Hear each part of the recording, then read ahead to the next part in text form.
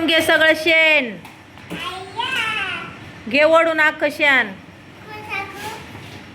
तिथं काय का कडल लाव. हा सगळं वड. आमचा दुर्गेश गोठ्यात आलेला आहे, बघू पाहू शकता तुम्ही. आणि त्याला म्हणलं सगळं शेणवड. ते टपसुद्धा माग उभा करून ठेव. आता तो वाढणार आहे शेण. मग किती शेण ओढतोय काय माहिती. तुम्ही बघा बघा. शेवटी शेतकऱ्याचं बेन आहे हे. त्याला कामाचं खूप चळ आहे हा. तो येतो गोठ्यात, करू लागतो. आणि अगदी छोटा आहे, आत्ताशी नर्सरीत येतो, पण करतो तो काम. दुर्गेश इथं राहिलं सियान, इकडचा आधी वड कंच.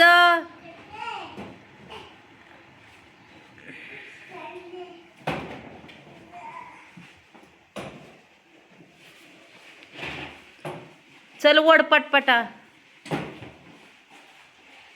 आणि तू खुशाल्या वासराचं बारक्या काळूचं त्या दुगींना खायला दिलं. हा वड डिग लाव असं कानाकन माग वड. नीट वड, नाही तर पड शेणात. वड सगळं शेण. ते नको वडू, ते राहू दे ढीग. तो मोठा ढीग आहे तो तसंच राहू दे. इकडचं वड आहे ह्या मुन्नीच्या पायापासलं वड. इथलं वड शेण आधी. आता काय त्याचं चाललंय तेव्हा का.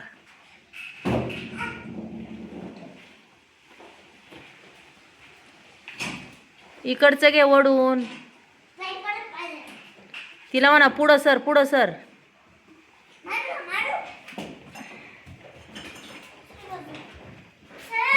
तिला शिकारायची पुन्हा.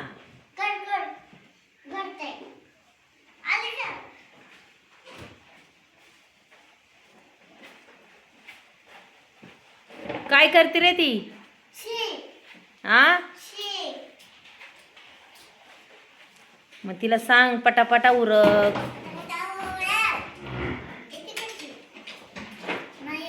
नाही येत.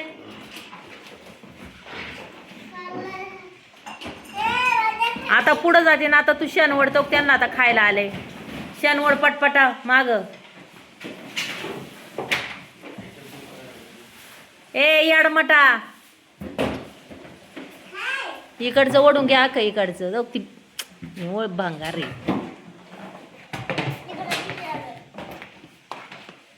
हे वड इकडचं शेण. चल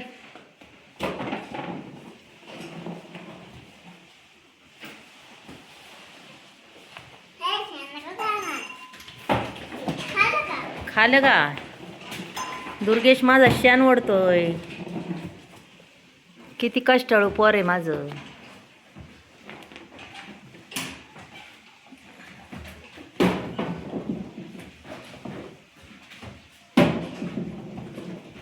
पहा नक्कीच मला सांगा कमेंट बॉक्समध्ये कोणाकोणाची आवडली पोरं शेण ओढीतात. आमच्या पोराला लय आवड शेण ओढायची. पहा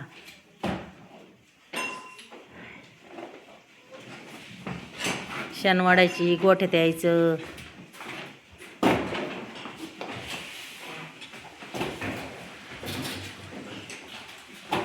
तिकडं कुठं ओढतो रे तू. पुळी शेण जाय ना, राहू दे तसंच. चल मग आता त्यांना खायला यायचंय ना. त्या